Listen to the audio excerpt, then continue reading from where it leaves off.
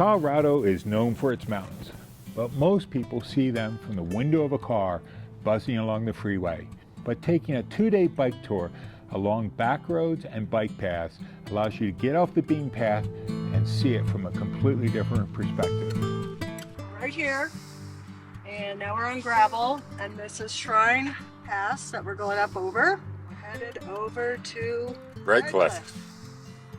This is the second half of our 2-day bikepacking tour from Frisco through Copper Mountain, over Shrine Pass and down into Minturn, and then back via the Vail bicycle path, back up over Vail Pass, Copper, and back to our cars in Frisco.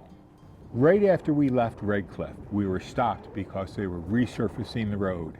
Luckily for us, the construction crew had Plan B for cyclists like us. They loaded us into the back of a pickup truck and drove us the 2 miles through the construction zone, and we were soon on our merry way.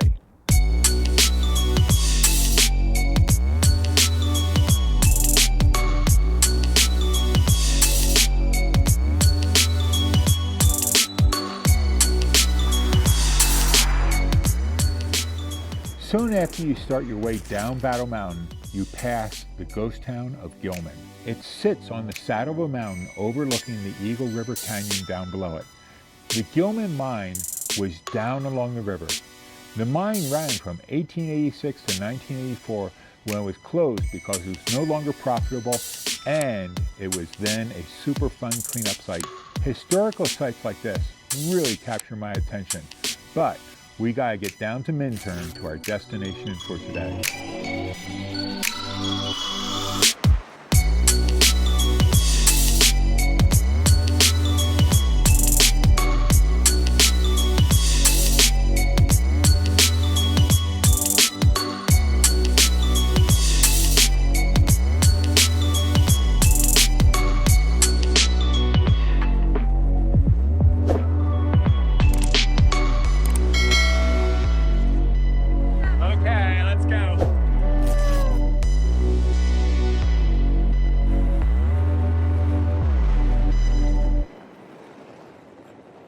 I love towns like Minturn.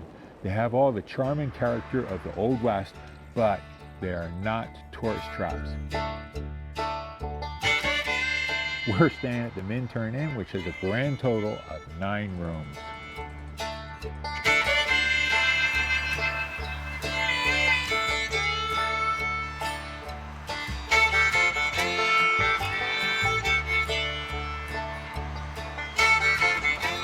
Our evening was consumed by wandering the main street and wrestling over the decision about where to eat.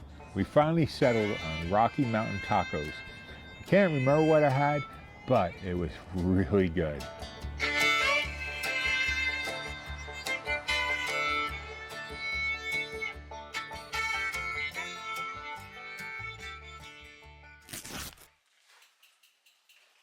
You need me to take it out? Yeah, if you can take that bike out. Car charger? Okay, we're just checking. You ready for day 2, Catherine? Ready. Where are we going? Frisco.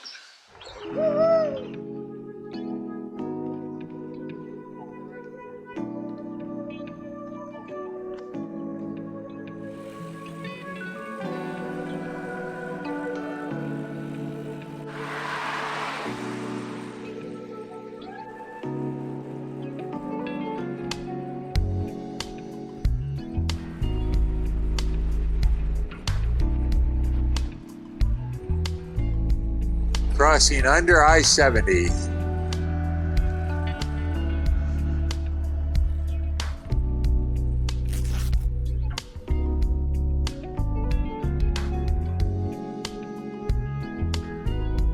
Hi, baby. Hi. Very start of Vail.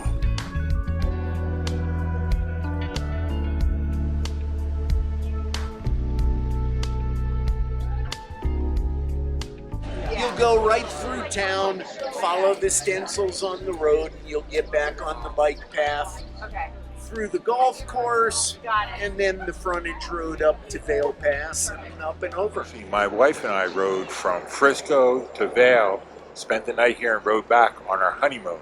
some 41 years ago. Now that kind of dates us, doesn't it?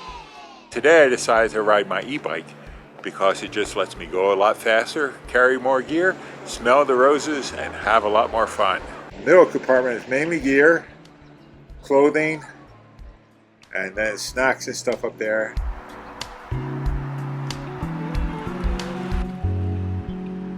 Our goal is to get over Vail Pass at around 11,000 feet.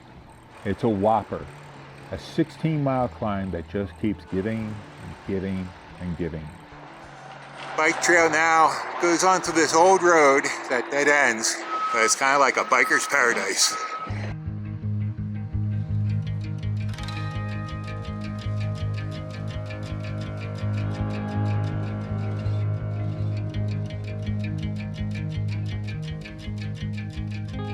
Would you rather be coming up by bike or driving up on the freeway like back there? I think this is much better. This is so pretty. And once again, we're surprised by being stopped by construction. However, this time, improvements to the bike trail, and they have a plan to let cyclists through. No more pickup trucks.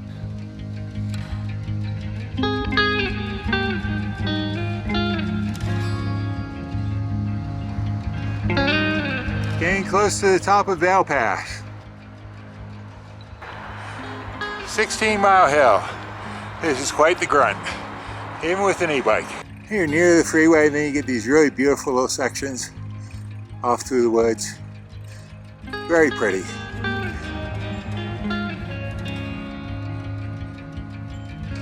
That's the top of the pass where you see just above Catherine's helmet.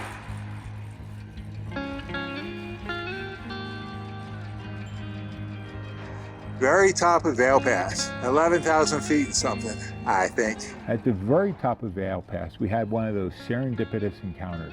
A group of tourists who were out from the East Coast, 2 of them are starting seminary in the fall.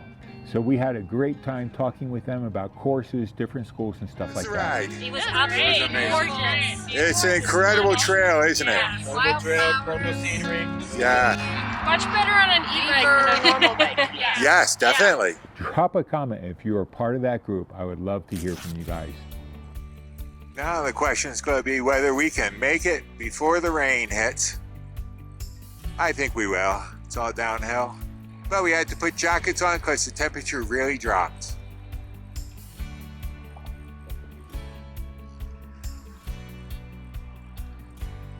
All downhill now for like the next 10 miles.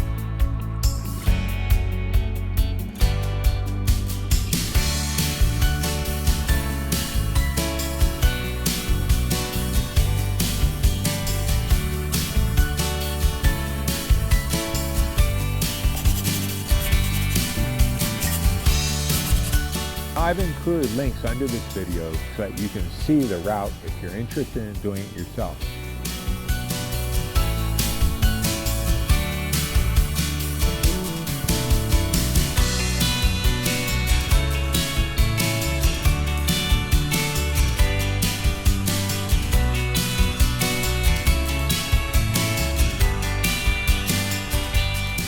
Pretty desperate when that's all the snow you got left in July. But they're skiing.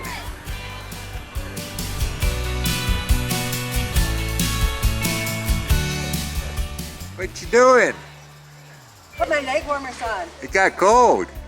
Yes. The weather was turning. So instead of stopping and getting something to eat in Copper, which was our original plan, and risking getting drenched, we pressed on down to the cars in Frisco.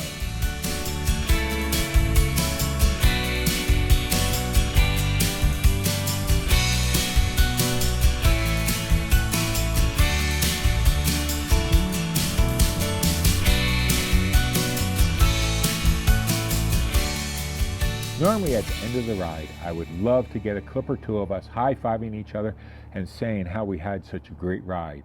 That was not in our plans today. As soon as we arrived there, the heavens opened and the downpour started. So we loaded the bikes as quickly as we could so that we could get out of there, and I stopped filming so I didn't get my cameras wet. So you're going to have to accept my word that this was a phenomenal ride. Here are the stats for the ride. We did a total of about 70 miles over 2 days, 6,000 feet of climbing, and less than 10 miles of it were on the roads. Most of it was on cycle paths or trails, and about 10 miles was on the dirt road down Shrine Pass. If you click on the cartoon of my face, YouTube will subscribe you to my channel. Click on this icon over here and YouTube will take you to day 1 of this trip. Click over here and YouTube will take you to a playlist of my other videos about cycling. Peace.